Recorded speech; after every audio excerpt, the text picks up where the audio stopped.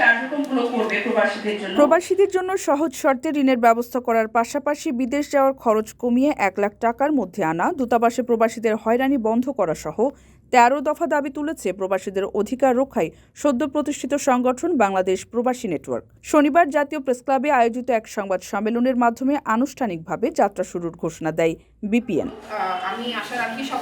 অনুষ্ঠানে অতিথির বক্তব্য দেন দুবাইতে কারাবন্দী বাংলাদেশিদের মুক্ত করে আলোচনায় আসা ব্যারিস্টার অলুরা আফরিন।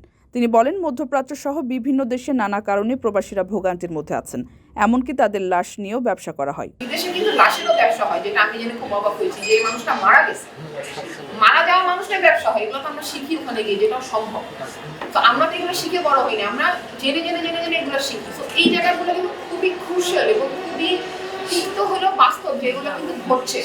ইউএই এর মতন জায়গায় যখনই কারো বাচ্চা হয় বা যখনই কারো পাসপোর্ট রিনিউয়ালের জন্য লাগে, যখন বলা হয় 3 মাস লাগে, দেখা যায় সেটা 5 মাস লেগে যায়। এবং সে প্রতিনিয়ত যে দিনগুলোতে আসে খবর নিতে, প্রতিদিন তার 100 দিন করে চাকরি থেকে তার কেটে নেওয়া হয়, তার যাতায়াত ভাড়া নষ্ট, তার সময় নষ্ট। এই জিনিসগুলো কিন্তু গভর্নমেন্ট বিয়ার করে না, এই জিনিসগুলো কিন্তু ব্যক্তিকে বিয়ার করতে হয়। তো এই জায়গাগুলো আমার মনে হয় ভেরি বেসিক, এগুলা গভর্নমেন্ট যদি চায় এটা মানে সলভ করার কোনো ব্যাপারই না, এটা হচ্ছে স্পিড আপ করতে হবে। এত জনবল, এত দক্ষতা, আমার মনে হয় যে এখানে একটু অবহেলাটা না করে এই জায়গাগুলোতে ওই ৩-৪টা উইংয়ে দালালিটা বন্ধ করে এটাকে স্পিড আপ করলে অনেক কিছু সমাধান করা সম্ভব। সংবাদ সম্মেলনে সাবেক সেনা কর্মকর্তা ও প্রবাসী গবেষক মেজর ডক্টর নাসির উদ্দিন বলেন, প্রবাসীর বিপদে বিপিএন তার সর্বোচ্চ সামর্থ্য দিয়ে সহায়তা করে যাবে। তারা বাংলাদেশে টাকা পাঠিয়ে অনেক উদ্যোক্তা সৃষ্টি করেছেন, নিজের ছোট ভাই বোনদেরকে ভালো লেখাপড়া করার সুযোগ করে দিয়েছেন। কিন্তু সেই ভাইটা যখন প্রবাসে পাঠানো তার বড় ভাইয়ের টাকার জমি কিনছে নিজের নামে, সে প্রবাসী এসে বাংলাদেশে কোথাও কিছু বলতে পারে না। ছোট ভাই তো নিয়েছে, আপনার তো ভাই, আল্লাহ তো আপনাকে অনেক দিয়েছে। এই হলো একজন পুলিশ কর্মকর্তার বক্তব্য। তারপরে পেশাজীবীরা যে যেখানে আছে, প্রবাসী শুনলেই তার প্রতি মনে হয় যে সে একটা টাকার যন্ত্র, চাপ দিলে বোধহয় টাকা বের হয়।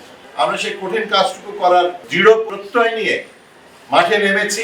আপনাদের সহযোগিতা চাই, আপনাদের মাধ্যমে জানাতে চাই যে একটা সংগঠন আত্মপ্রকাশ করেছে, যেটা সরকারের কাছে, বিভিন্ন সংস্থার কাছে, দূতাবাসের কাছে জানতে চাবে এবং প্রবাসীদের অভাব অভিযোগের কথাগুলো তুলে ধরবে এবং তার সমাধান না হলে পরে আমরা তথ্য অধিকার আইনে কেন সমাধান হলো না সেটা জানতে যাব।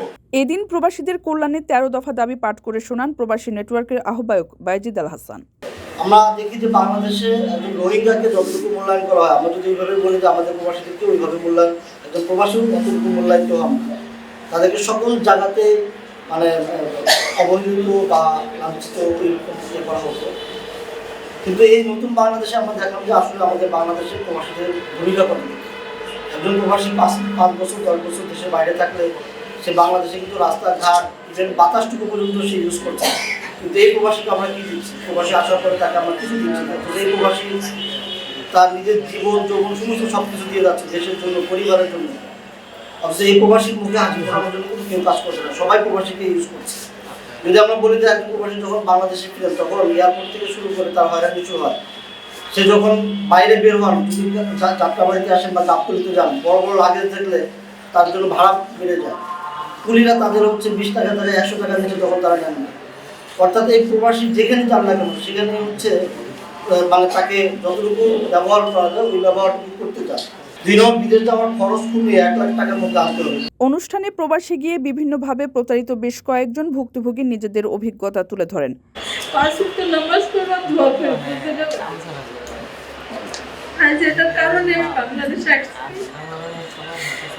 বাংলাদেশে আসার পরে আমার অনেক কষ্ট,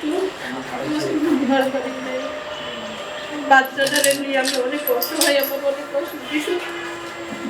যাই হোক, প্রবাসী নেটওয়ার্ক টাইম আমার সাহায্য করছে, আমার এই পর্যন্ত এতদূর সাহায্য করছে। আপনার কাছে আমি এতটুকু কৃতজ্ঞ জানাই।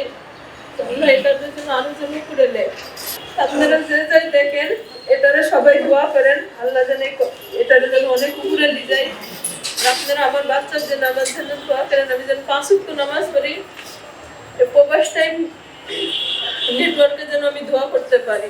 আমি সৌদিতে 2018 সালে যাই, একটা মানে মেয়ের পাল্লায় পরে আমার অনেক কষ্ট ছিল, আমার ফ্যামিলিরও কষ্ট ছিল।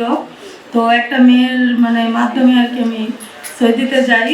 সৌদিতে যাওয়ার পরে মানে যাওয়ার 3-4 দিন পরেই আমার মালিক আমাকে নির্যাতন করে, শারীরিক নির্যাতন করে। তারপর আমার অনেক মারধর করে মালিকে, করার পরে আমার 3 তলা থেকে মাইরা ফালায় দেয় মালিকে। শারীরিক নির্যাতন করার পর আমি পুলিশের কাছে যাই।